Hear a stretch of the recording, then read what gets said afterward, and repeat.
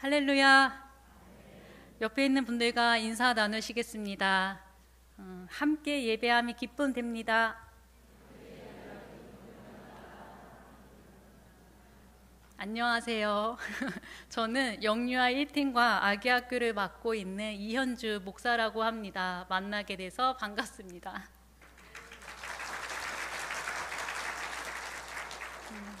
주사랑 교회 온 지는 2달 되었습니다.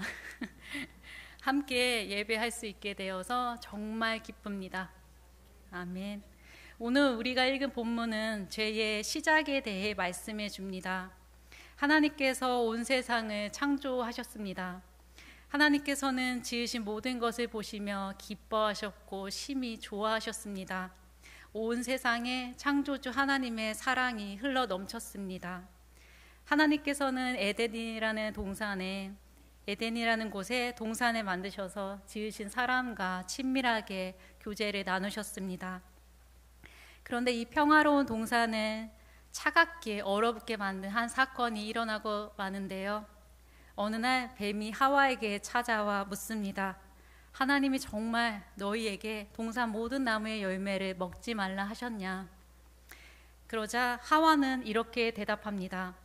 동산 나무의 열매를 우리가 먹을 수는 있으나 동산 중앙에 있는 나무의 열매는 먹지도 말고 만지지도 말라. 그러면 너희가 죽을까 하노라 하셨다. 이렇게 답합니다. 그러자 뱀은 이렇게 말하죠. 너희는 결코 죽지 않는다. 너희가 그것을 먹는 날에는 너희 눈이 밝아져 하나님과 같이 되어 선악을 알게 된다는 것을 하나님께서 아시고 그렇게 말씀하신 것이다. 우리는 하와와 뱀과의 대화에서 조금 이상한 점을 발견할 수 있습니다. 하와의 반응이 자연스럽지 않다는 것인데요. 만지지도 말라라는 없는 내용을 덧붙이면서 하나님께서 하신 금지를 과장하고 있습니다. 사람이 평소 자기가 숨기고 또 감추고자 했던 모습을 상대에게 들켜버리면 적지 않게 당황하기 마련입니다. 어떤 사람은 눈동자가 흔들리기도 하고 어떤 사람은 얼굴이 빨갛게 달아오르기도 합니다. 또는 말이 많아지기도 합니다. 만지지도 말라라고 덧붙이면서까지 하와가 보인 지나친 열심과 과장에서 우리는 그의 당황한 기색을 엿볼 수 있습니다. 하와는 무엇을 감추고 싶었던 걸까요? 대화가 끝난 후 하와는 그 나무를 한참 동안 바라봅니다.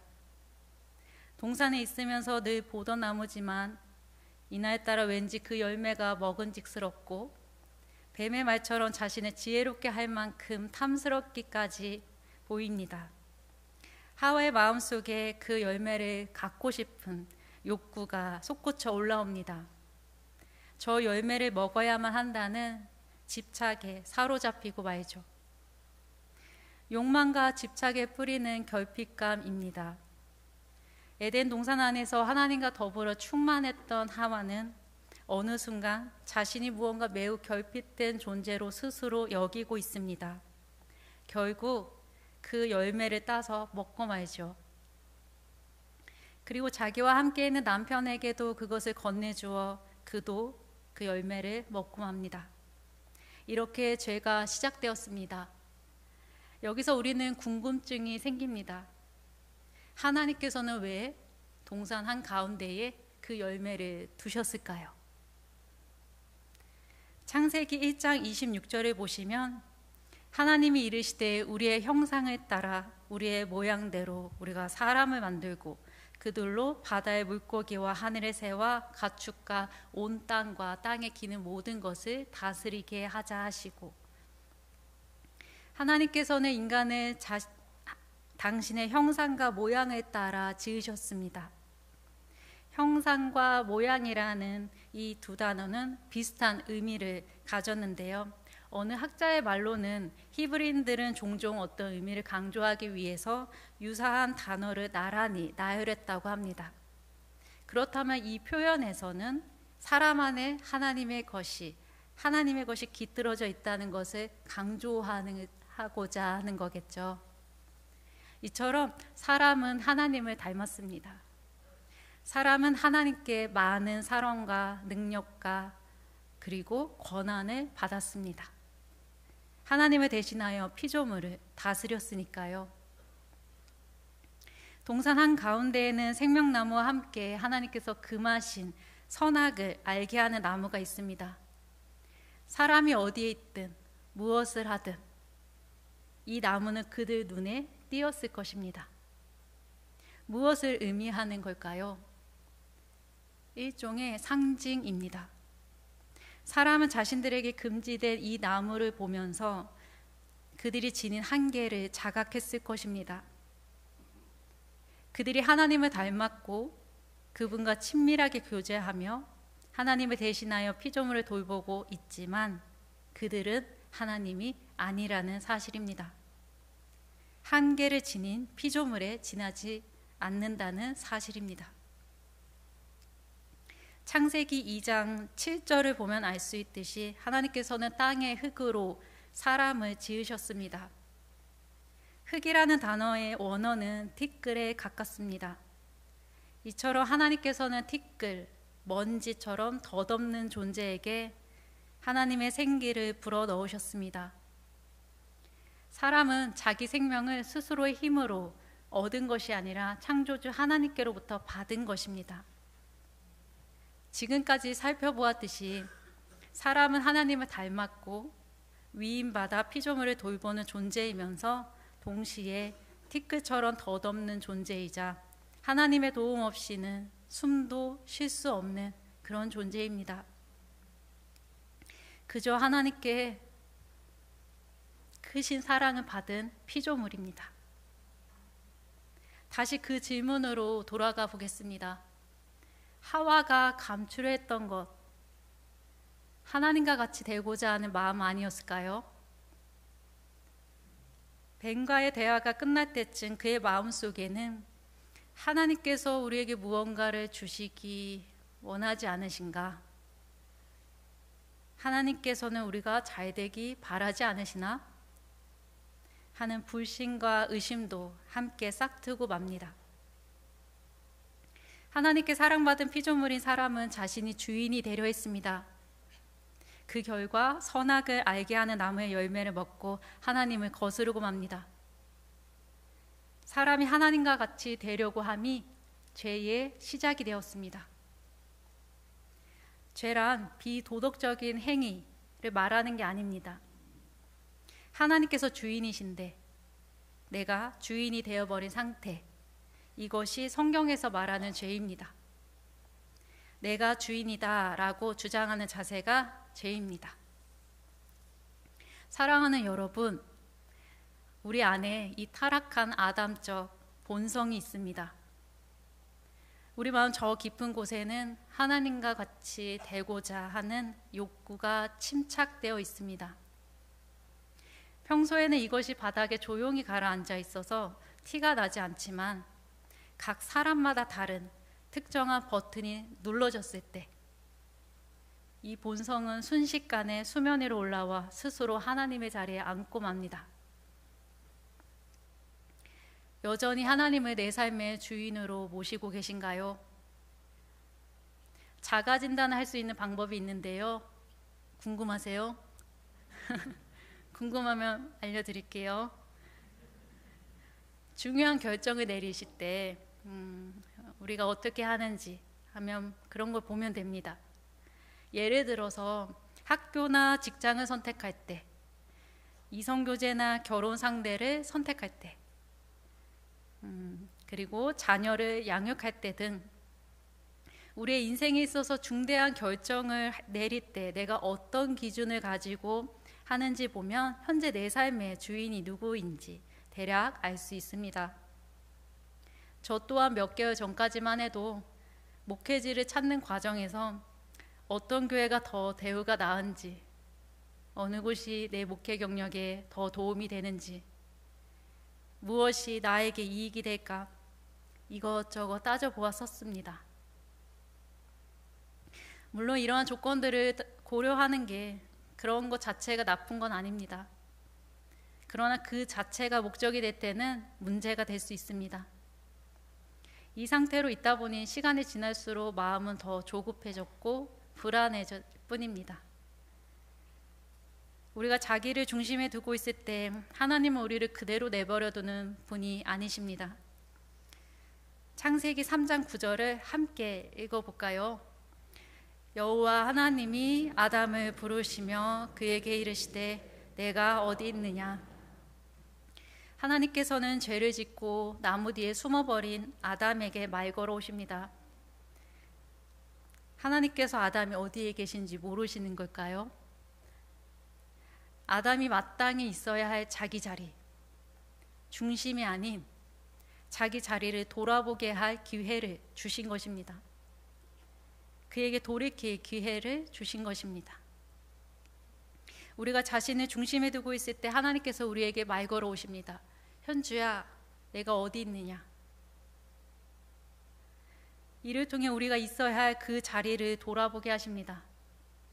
저도 이 과정을 통해 어느 순간 제가 주인의 자리에 있었다는 것을 깨닫고 제가 있어야 할 자리에 돌아왔을 때쯤 무엇이 나와 하나님과의 관계에 더 도움이 될까, 그 기준을 가지고 목회지를 위해 기도하게 되었고요.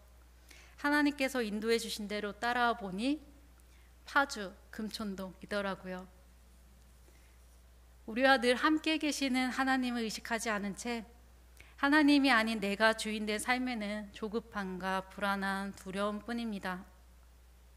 또한 내가 내 삶을 책임지고 스스로 헤쳐나가야 한다는 생각에 늘 어깨가 무거울 수밖에 없습니다.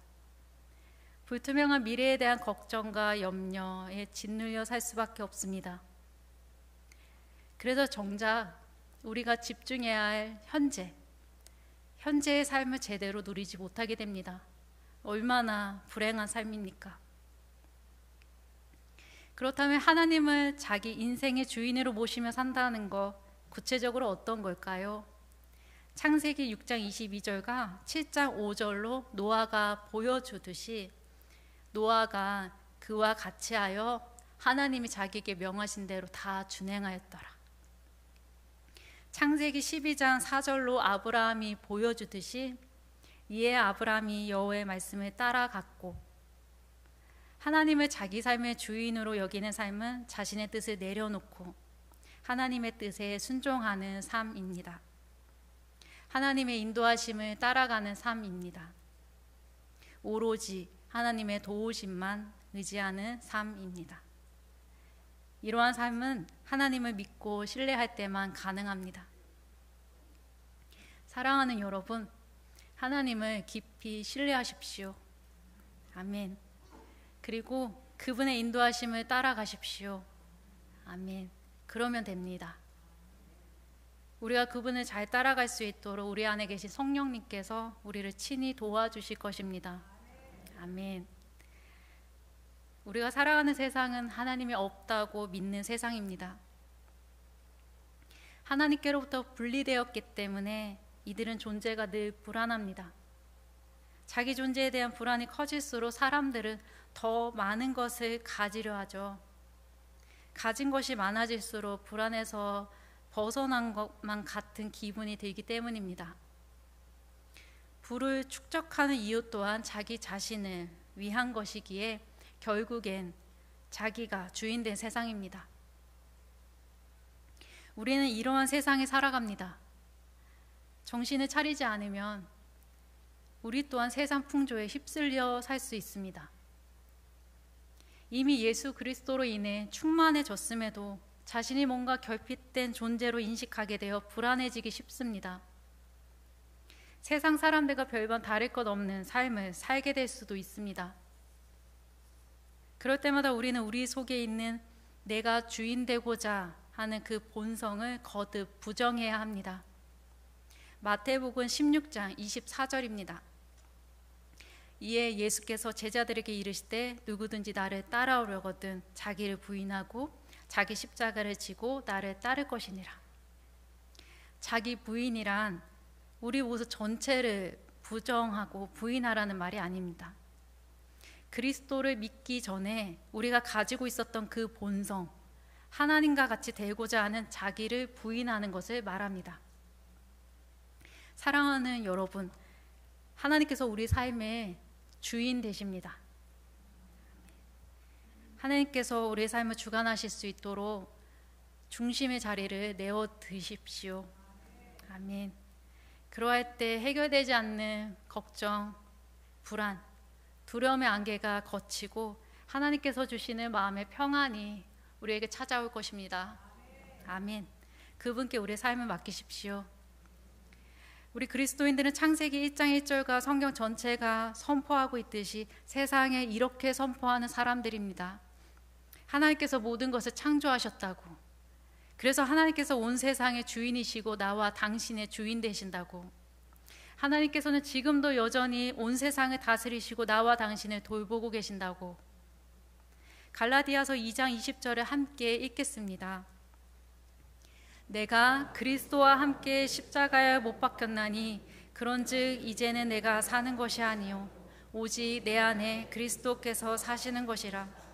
이제 내가 육체 가운데 사는 것은 나를 사랑하사 나를 위하여 자기 자신을 버리신 하나님의 아들을 믿는 믿음 안에서 사는 것이라. 아멘. 하나님과 같이 되고자 하는 나는 그리스도와 함께 십자가에 못 박혔습니다. 아멘. 이제는 내가 사는 게 아닙니다.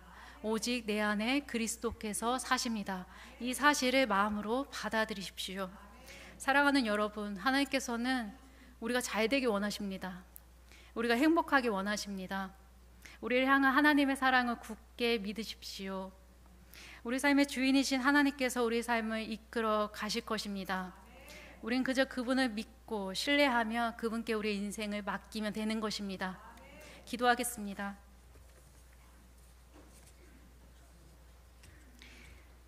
하나님 아버지, 주사랑교회에서 함께 신앙생활을 하게 하시니 감사합니다. 예배의 감격이 회복되게 하시니 감사합니다. 분에 넘치는 사랑을 받고 있습니다. 오늘 말씀을 통해 우리의 악하고 약함을 돌아봅니다. 거친 세상에서 살다 보니 세상 풍조에 자주 휩쓸리는 저희입니다. 하나님, 우리를 불쌍히 여겨 주옵소서. 하나님께서 예수 그리스도를 통해 이미 이루어 놓으신 하나님의 크고 놀라운 은혜를 다시 바라보게 하옵소서. 우리를 향한 하나님의 아버지의 사랑을 깊이 신뢰하며 하나님께 우리 삶을 맡기며 살아가게 하옵소서. 예수님의 이름으로 기도합니다. 아멘.